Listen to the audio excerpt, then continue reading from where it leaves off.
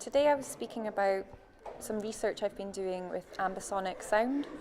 and how it can be used to temporarily trigger anxiety so that people can eventually overcome it and get a kind of catharsis.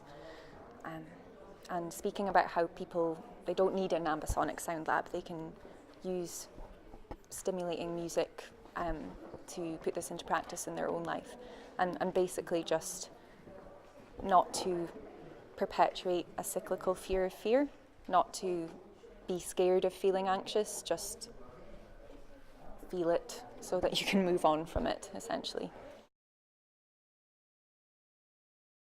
Well, I was really struck by, when I was conducting my experiment, the participants would come in for about, say, 2.5 hours. There would be 3 soundscapes, about 15 minutes long each. But what was actually kind of almost accidental, I'd asked them to fill in these questionnaires that would give a really detailed account of the sounds that affected them during the experience.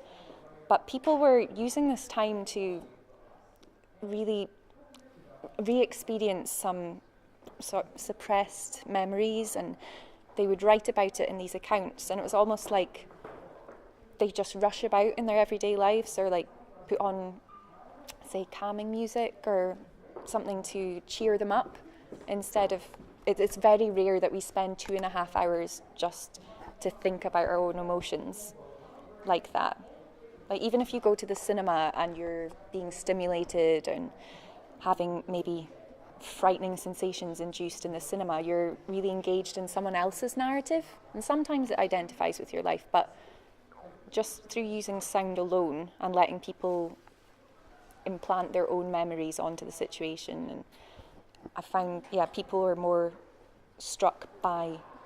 that time for introspection, that pressing pause. So I thought this would be really appropriate. So maybe speaking more about the introspection side of things rather than necessarily the physical desensitization, which happened as well, but I think it was a surprising outcome of my experiment.